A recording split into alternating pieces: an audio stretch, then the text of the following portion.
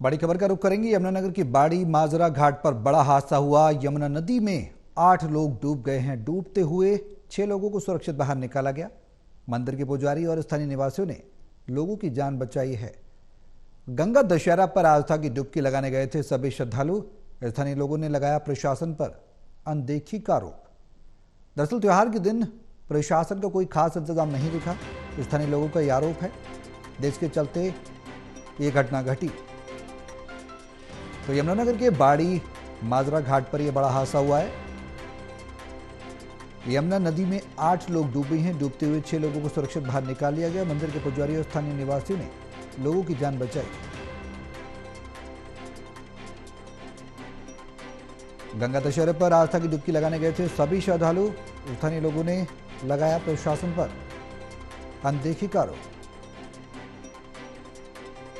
त्योहार के दिन प्रशासन का कोई इंतजाम नहीं दिखा है। तस्वीरें हम आपको दिखा रहे हैं। देखिए तस्वीरों में किस तरह से लोग डूब रहे हैं। वहां पर उन्हें बचाने की कोशिश स्थानीय पुजारी और अन्य स्थानीय लोग कर रहे हैं।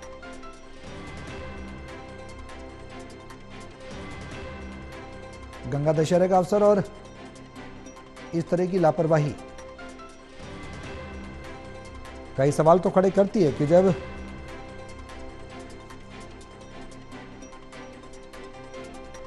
ये बाड़ी माजरा घाट है तो इस घाट पर सुरक्षा कहां है। यमुनानगर से टोटल न्यूज के संवाददाता राहुल सहजवानी हमारे साथ हैं फोन लाइन पर। ज्यादा जानकारी के लिए सीधे उनका रुख करेंगे। राहुल, क्या कुछ जानकारी है इस घटनाक्रम को लेकर? कितनी बड़ी लापरवाही हुई है, कितनी बड़ी कोताही बरती गई है और अब मौजूदा स्थिति क्या है? पूरी जानकारी विस्तार से दें। बिल्कुल, देखिए सौरभ, जिस तरीके से आज गंगा दशहरे का पर्व है और ऐसे में आस्था की डुबकी लगाने के लिए जो है लोग यमुना के घाट पर यहाँ पर पहुंच रहे हैं और आस्था की डुबकी लगाते हुए नजर आ रहे हैं। लेकिन यमुनानगर में उस टाइम ये बड़ा हादसा हो जाता है जब यहाँ पर सुरक्षा में साफ तौर पर जो चूक थी वो साफ तौर पर देखने को मिली। लोगों प्रशासन की तरफ से कोई भी जो है पुख्ता बंदोबस्त जो था वो घाट पर नहीं किया गया था। सहारनपुर का एक परिवार जो था वो यमुना नदी में जो है यहाँ पर आस्था की डुबकी लगाने के लिए पहुंचा था और ऐसे में वो गहरे कुंड में जाकर जो है जा फंसा, जिसके बाद एक करते हुए जो परिवार के 6 सदस्य थे वो एकदम से जो है नदी के बीचों बीच फंस गए और डूबते नजर आए। साथ में जो परिजन जो थे वो जो घाट के ऊपर ही मौजूद थे, उन्होंने जो है चीखना चिल्लाना जो था वो साफ तौर पर शुरू कर दिया। जिसके बाद मंदिर का पुजारी और स्थानीय जो लोग थे उन तक वो आवाज पहुंची और एकदम से उन लोगों को जो है रेस्क्यू करने के लिए और बचाव करने के लिए जो है मंदिर के पुजारी तक जो है यमुना नदी में कूद पड़े और उनको बचाने के लिए यहाँ पर प्रयास यहाँ पर किया गया। लेकिन यमुना नदी में पुजारी भी जो है जैसे उनको बचाने के लिए कूदे तो वो भी खुद डूबते हुए साफ तौर पर नजर आ रहे हैं। इस वीडियो के माध्यम से भी हम जो है इसमें देख सकते हैं। लेकिन जिस तरीके से स्थानीय लोग हैं उनकी मदद से जो है जो चुन्नी और जो परना होता है उसकी मदद से जो है लोगों को यहाँ पर निकालने का काम किया गया।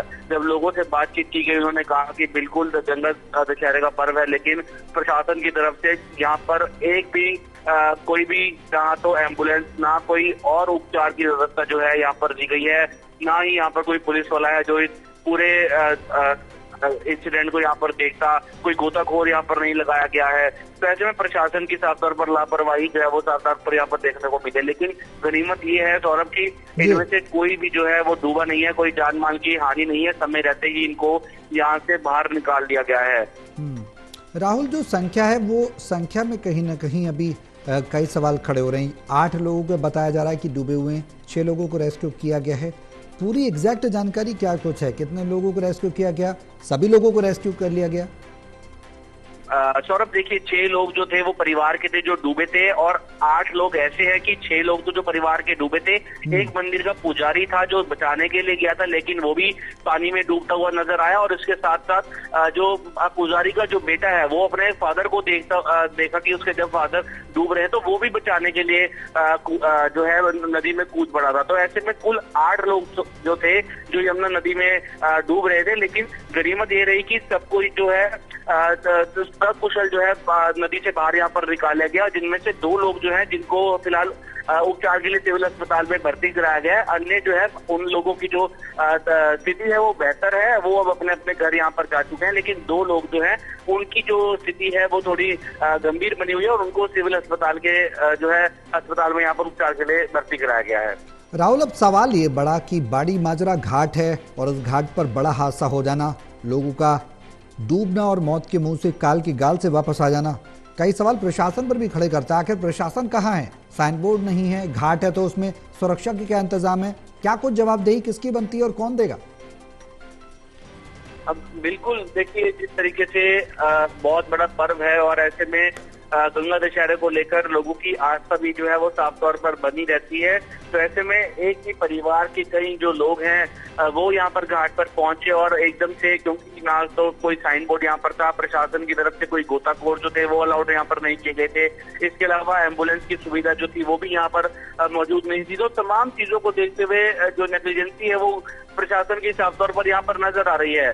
लोग भी जितने स्थानीय और भी लोग जो थे जो घाट पर मौजूद थे, उनका भी यही कहना है कि प्रशासन की तरफ से कोई पुख्ता बंदोबस्त जो है वो गंगा दशहरा पर्व को लेकर नहीं किया गया। यहाँ पर क्योंकि यमुना है और यमुना के तट पर जो है ये शहर बसा हुआ है, तो ऐसे में लोगों की आस्था काफी है और आस्था काफी होने के कारण जो लोग हैं वो यमुना घाट पर जाते हैं और आस्था की डुबकी लगाते हैं।